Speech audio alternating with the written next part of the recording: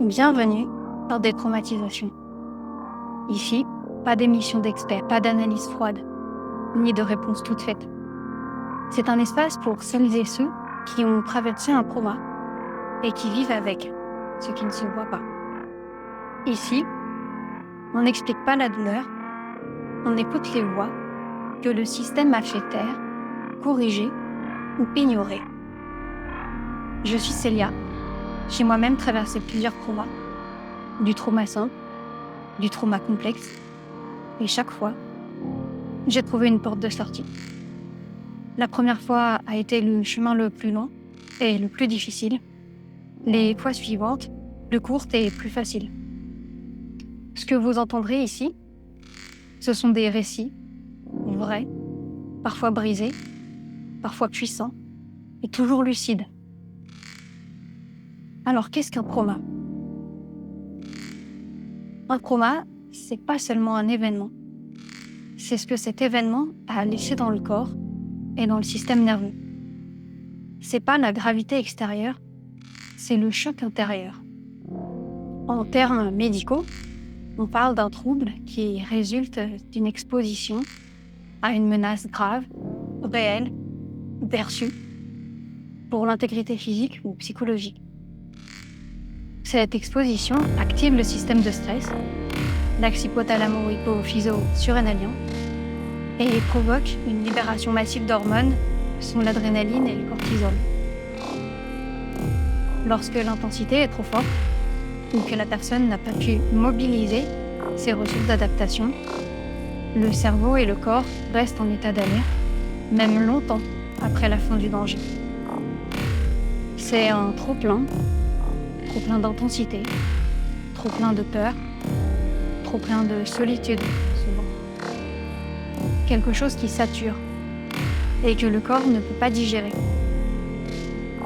Le trauma, in fine, c'est ce qui reste quand le danger est passé, mais que le corps continue de croire qu'il est encore là.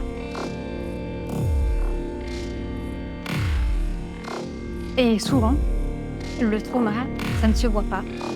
Et pas tout de suite. De l'extérieur, on peut avoir l'air fonctionnel.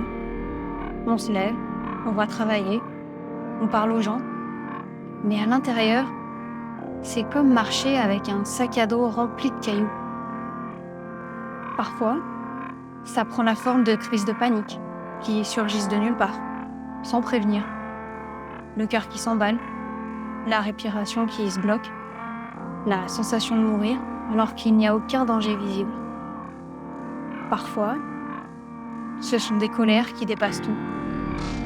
Pas juste un simple agacement, plutôt une explosion qui brûle tout sur son passage et qui laisse un vide ou une honte immense. C'est parfois un sommeil qui disparaît, des nuits hachées, des réveils en sursaut, des douleurs physiques qui s'accrochent comme si elles avaient trouvé un logement dans le corps. C'est aussi la mémoire qui lâche, ne plus se rappeler pourquoi on est entré dans une pièce, oublier des conversations entières ou perdre des pans entiers de son histoire.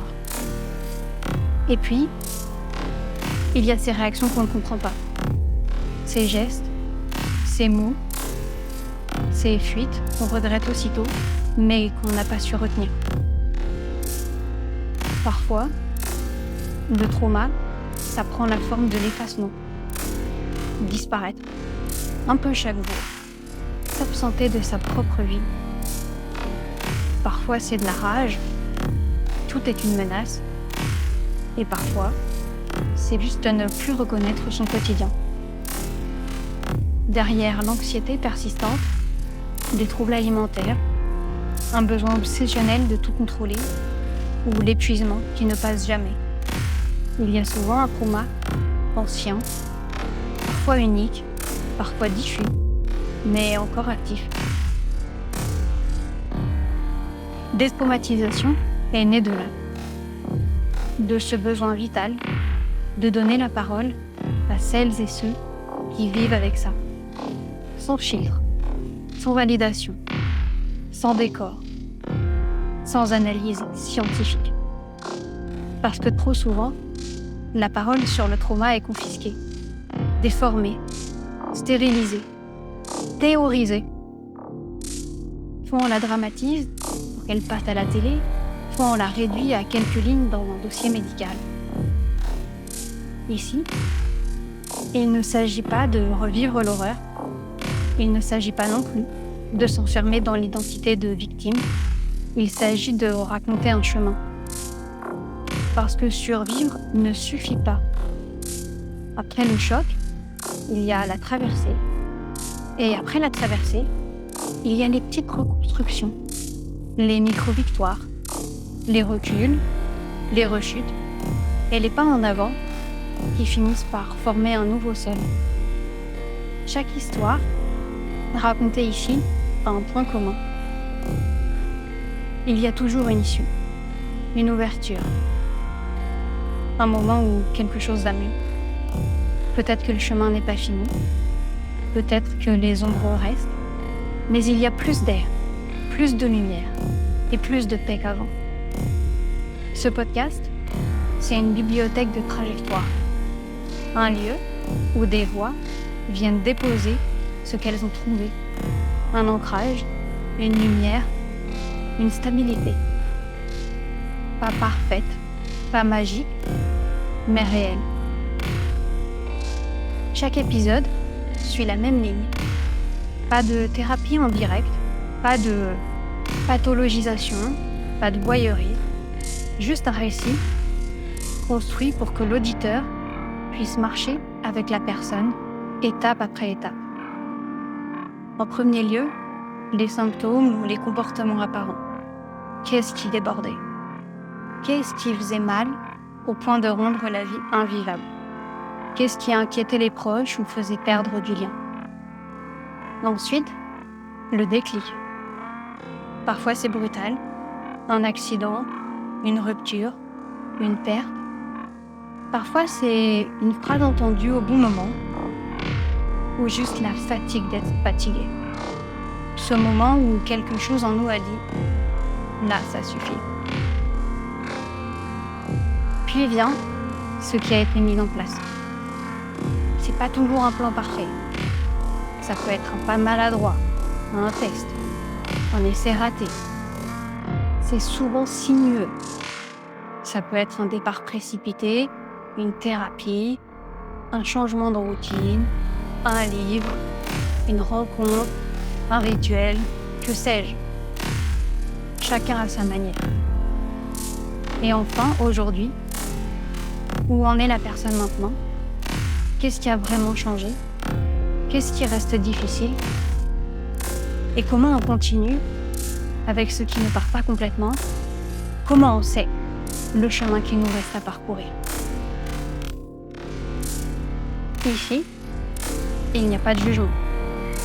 Il n'y a pas de bonne manière de survivre, pas de bonne manière de faire, de meilleure thérapie.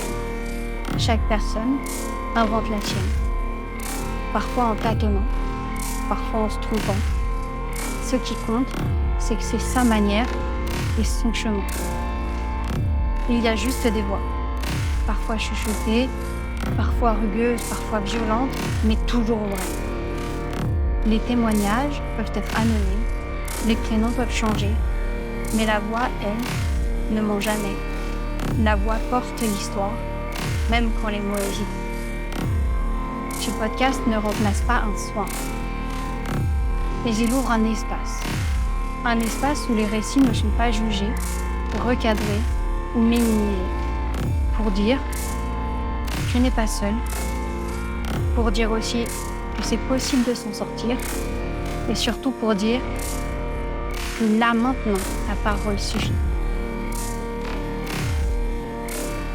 Le premier épisode arrive bientôt. Si tu veux poser ta voix ici, anonymement ou non, rends-toi sur détraumatisation.fr. Tu y trouveras un formulaire simple, sécurisé, dans lequel tu peux écrire ton histoire. Tu peux y déposer un vocal, tu peux choisir d'être nommé ou pas. Ce sont tes règles, tes conditions. Et si pour l'instant tu veux seulement écouter, alors écoute. Laisse les récits des autres t'accompagner. Je suis Célia et je tends le micro à celles et ceux qu'on n'a jamais vraiment écoutés. À bientôt.